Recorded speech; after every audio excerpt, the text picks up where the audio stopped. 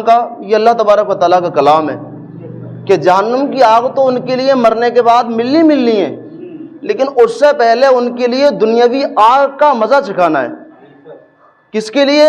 جنہوں نے مسلمانوں پر ظلم کیا، جنہوں نے تکبر کیا، خود کو وہ خدا سمجھ بیٹھے، خدا کو بھول گئے، اور مظلوم مسلمانوں پر جنہوں نے ظلم کیا۔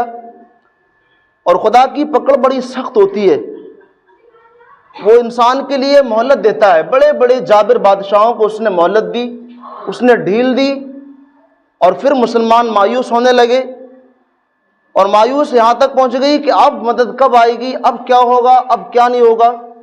سب سے پہلے ہم یہاں پر شکریہ ادا یہ کرتے ہیں کہ رب کریم کا، پروردگار عالم کا شکر ہے، اس کا احسان ہے کہ اس نے فلسطین کے مسلمانوں کو اب راحت و سکون عطا فرمایا ہے، اور وہ الحمدللہ آپ کو شاید علم ہوگا کہ جنگ بندی ہو چکی ہے وہاں کی، اور انہوں نے اس چیز کا اقرار کیا ہے، یعنی انہوں نے کل ملا کر کے ہار مان لی ہے۔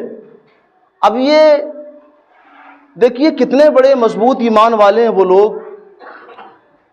کہ وہ زمین کے اندر، سرنگوں کے اندر لڑ رہے تھے، اور بڑے پریشان اور بڑی شدت کے عالم میں اپنے بچوں کو، اپنی بیویوں کو، اپنے نوجوانوں کو، اپنے گھر والوں کو چھوڑ رہے تھے، قربان کر رہے تھے دین کی راہ میں، لیکن انہوں نے گھٹنے نہیں ٹیکے۔ گھٹنے کس نے ٹیکے؟ جو اپنے آپ کو سپر پاور کہتے ہیں، جو اپنے آپ کو طاقتور کہتے ہیں، جو اپنے آپ کو بڑا خدا سمجھتے ہیں، اللہ اکبر، خدائی طاقت کو جو بھول بیٹھے، انہوں نے گھٹنے ٹیک دیے، اور انہوں نے مان لیا کہ بھئی اب ہار ہی بہتر ہے، اور اب پیچھے ہٹنا ہی بہتر ہے، کیونکہ ایمان والے جو ہوتے ہیں ان سے جیتنا بہت مشکل ہے، مشکل ہی نہیں بلکہ ناممکن ہے، لیکن ہونا شرط یہ ہے کہ وہ ایمان والے ہوں، وہ ایمان والے ہوں۔ ایمان والے جو ہے وہ موت سے نہیں ڈرتے، کیونکہ انہیں پتہ ہے موت آئے گی تب تو شہادت ہے، اور موت نہیں آئے گی تب بھی فائدہ ہے۔ اللہ اکبر۔ تو وہ جو ہے ایمان والے ڈرتے نہیں ہیں کسی سے۔ تو قرآن پاک کی آیت کریمہ اللہ فرماتا ہے، فرمایا گیا کہ ان کے لیے جہنم کی آگ ہے جنہوں نے مسلمانوں کو پریشان کیا، ستایا ان کے لیے، اور اس سے پہلے ان کے لیے دنیاوی آگ کا عذاب ہے۔ اللہ اکبر۔ اب اس کے لیے ہم یہ تو صاف ظاہر نہیں کر سکتے کہ آگ کا عذاب کیا ہے کیا نہیں ہے، اتنا ضرور کہہ سکتے ہیں کہ ہاں اللہ تبارک و تعالیٰ اپنی قدرت کی جھلکیاں دکھا رہا ہے، اور وہ قادر و قیوم ہے، وہ ہر چیز پر قادر ہے، وہ جو چاہے کر سکتا ہے، جب چاہے کر سکتا ہے، اور جس کو چاہے اس کو عزت دیتا ہے، جس کو چاہے اس کو ذلت کے دہانے پر پہنچا دیتا ہے۔ یہ اس کی دنیا ہے، اس کے بنائے ہوئے انسان ہیں، سارا کچھ اس کا ہے، بندے کا کچھ نہیں ہے۔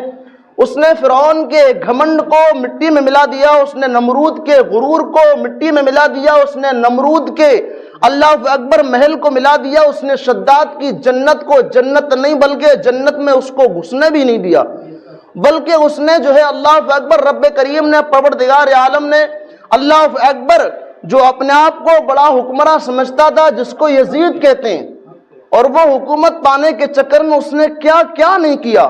اس نے سیدوں کے گلوں پر تلواریں چلوائیں، اس نے کیا کیا نہیں کیا، اس نے جو ہے مظلوم سیدوں کے اللہ اکبر وہاں پر کربلا کے میدان میں شہید کروایا۔ تو سوچو یزید کی حکومت رہی کیا؟ نہیں رہی۔ ہمیشہ کی حکومت کسی کی رہنے والی نہیں ہے، اس لیے مایوس ہونے کی، گھبرانے کی، ٹینشن لینے کی کوئی بات ہی نہیں ہے یہاں پر۔ بس اتنا ضرور ہے کہ رب کریم پر پورا بھروسہ اور عزم کر کے ہم ڈٹ جائیں، اور رب کی بارگاہ میں ہم توبہ کریں، استغفار کریں، اور پھر جنت کی تیاری میں لگ جائیں۔ دیکھیے دنیا چند دن کی ہے، یہاں پر لوگ آتے ہیں جاتے ہیں چلے جاتے ہیں، لیکن پروردگار عالم اپنی عذاب کی جھلکیاں تب دکھاتا ہے جب اپنے آپ کو بہت بڑا کوئی سپر پاور سمجھتا ہے، بہت بڑا طاقتور سمجھتا ہے، اور بتاتا ہے رب کریم طاقتور یہ نہیں ہے جو سمجھتے طاقتور رب کریم ہے پروردگار عالم، وہ ساری کائنات کے مالک ہے، مختار ہے، وہ چاہے کر سکتا ہے اور جو چاہے کر سکتا ہے۔ ان بطش ربک لشدید، تیرے رب کی پکڑ بڑی سخت ہے، بڑی سخت، اور اتنی سخت ہے کہ بڑے بڑے ترم خاں اس کے آگے پھر گھٹنے ٹیک دیتے، وہ ماننے پر مجبور ہو جاتے ہیں، ہاں طاقت ہماری نہیں ہے، طاقت رب کریم کی ہے۔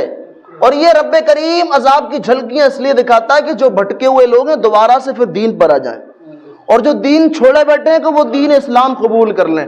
لیکن جن کے لیے اللہ تبارک و تعالیٰ توفیق دے وہ اسلام قبول کرنے والے ہیں، جن کو توفیق نہ دے پھر بھٹکے رہنے والے ہیں۔ تو ہمیں زیادہ اس معاملے میں زیادہ خوشی منانے کی بھی ضرورت نہیں ہے کہ وہاں پر یہ ہو رہا ہے وہاں پر یہ ہو رہا ہے. ہمیں چاہیے کہ ہم اپنے اعمال کا محاسبہ کریں.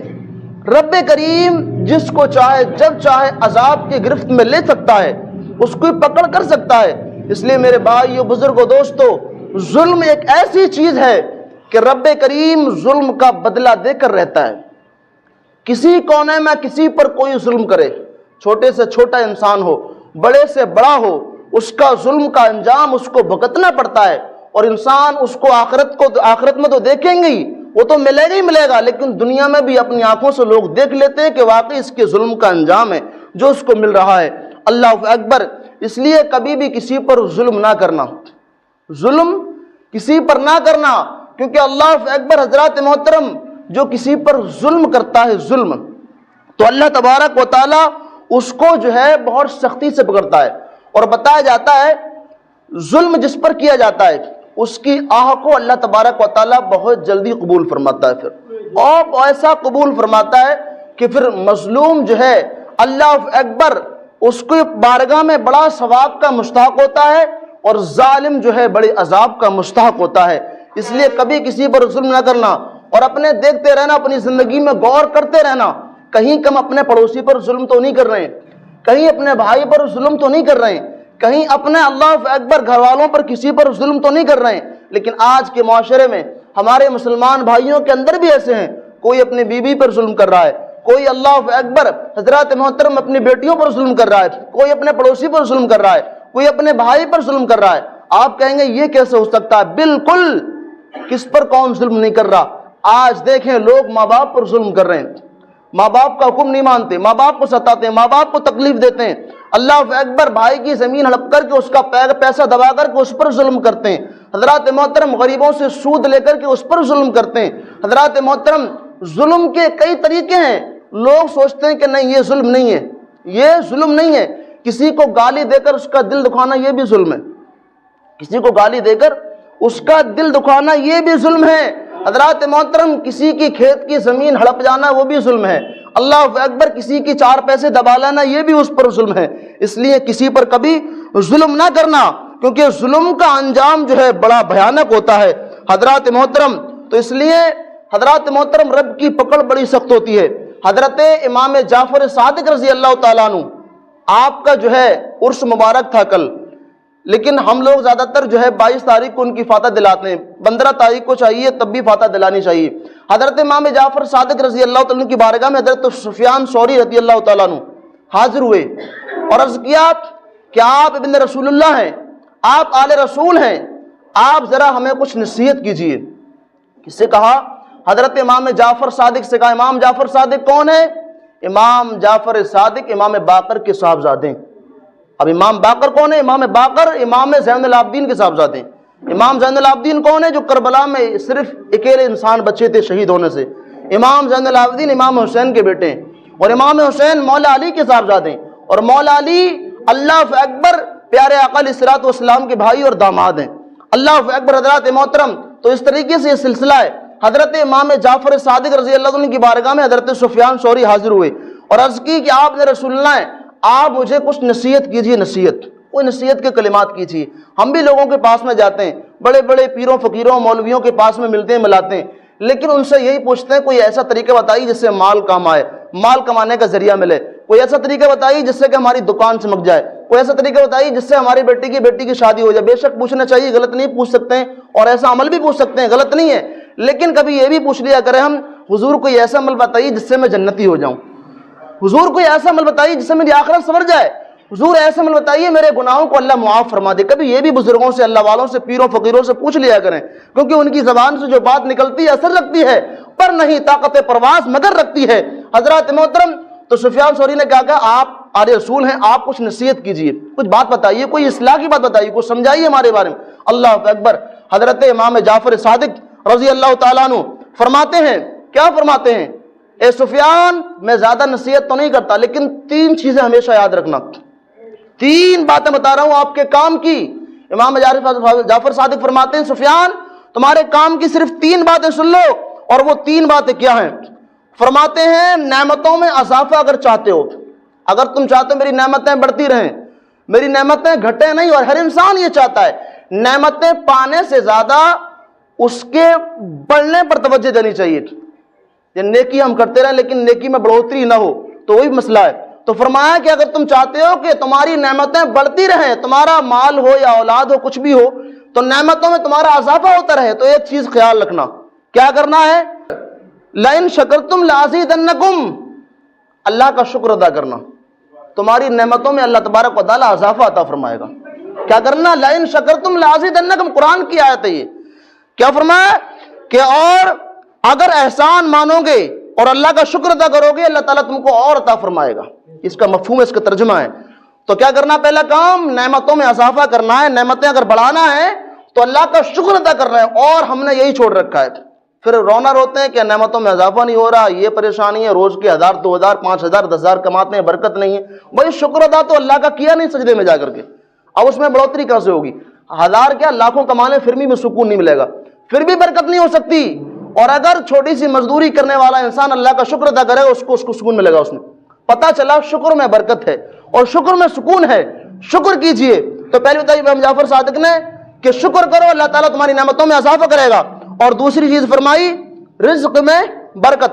اگر تمہیں رزق میں تاخیر محسوس ہو, تمہیں محسوس ہو کہ بھائی مال اب بہت دن کے بعد مل رہا ہے یا کمائی صحیح نہیں ہو رہی ہے, تو اس میں کیا کرنا ہے کہ اپنے رب سے معافی مانگو, استغفار کرو, اللہ کی بارگاہ میں توبہ کرو.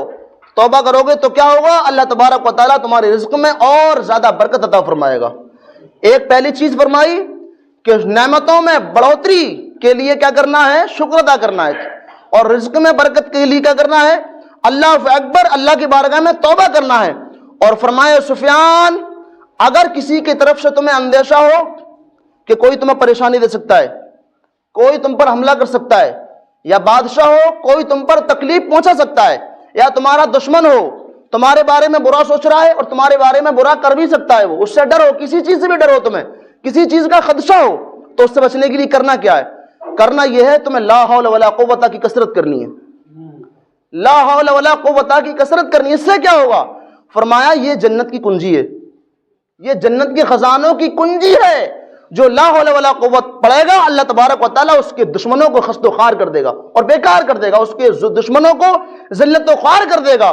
اب دیکھ لیں, اللہ اکبر, لا حول ولا قوت کب سے پڑھی جا رہی, کتنے دن سے پڑھی جا رہی. لوگ سن رہے تھے اللہ تعالیٰ نہیں سنے گا, اللہ تعالیٰ پتہ نہیں کب سنے گا, کیا ہوگا, شکوے شکایت لوگ کر رہے تھے. لیکن پروردگار عالم نے سنی, اور ان مظلوم مسلمان اب جو ہے سکون کی نیند لے رہے ہیں. اور انشاءاللہ تعالیٰ اللہ تبارک و تعالیٰ اللہ تعالیٰ دنیا بھر کے مسلمانوں کو سکون کی نیند سلائے اور ہر آزمائش میں کامیابی کامرانی عطا فرمائے. تو پہلی چیز کیا کرنا؟ اللہ کا شکر ادا کرنا ہے, نعمتوں کو بڑھانا ہے, اللہ کا شکر کرنا ہے. اور دوسری چیز فرمائی یا رزق میں برکت چاہنا ہے تو اللہ کی بارگاہ میں توبہ کرنا ہے, استغفار کرنا ہے. لوگ توبہ نہیں کرتے, شکوے شکایت کرتے ہیں. دیکھیے مال ملنا الگ ہے اور مال میں برکت ملنا الگ ہے. جس مال میں برکت نہیں ہوتی وہ انسان پریشانی رہتا ہے, اور جس مال میں برکت ہوتی ہے وہ کم میں بھی خوشحال رہتا ہے. یہ بہت اہم بات ہے. تو برکت حاصل کرنے کو, برکت رہے گی تو تھوڑے میں بھی سکون رہے گا, برکت نہیں ہے تو بہت سے میں بدسکونی رہے گی. بڑے بڑے بادشاہ دیکھیں کربٹیں بدلتے ہیں بستروں پر, بڑے بڑے امیر خبیر, کیوں؟ کہ سکون نہیں ہے, برکت نہیں ہے. برکت الگ ہوتی ہے. زیادہ مال ملنا برکت نہیں ہے, یہ کبھی مت سوچنا زیادہ مال مل گیا برکت ہے, نہیں. سکون ملنا برکت ہوتی ہے, چین ملنا برکت ہوتی ہے. تیسری چیز کیا فرمائی؟ فرمایا اللہ اکبر کہ لا حول ولا قوت کی کثرت کرنا, اس سے تمہارے دشمن کامیاب منصوبے میں نہیں ہو پائیں گے. اس لیے ہمیشہ تمہیں اللہ تبارک و تعالیٰ عزت عطا فرمائے گا. تو لا حول ولا کم سے کم 100 مرتبہ تو پڑھ سکتے ہیں. کس کے فرمان ہیں؟ امام جعفر صادق کی, جن کے ہم نیاز کرتے ہیں کونوں کی, ان کے فرمان ہے. اللہ تعالیٰ ہم تمامی کو عمل کی توفیق عطا فرمائے اور بزرگوں کے ان باتوں پر بھی عمل کرنے کی توفیق عطا فرمائے.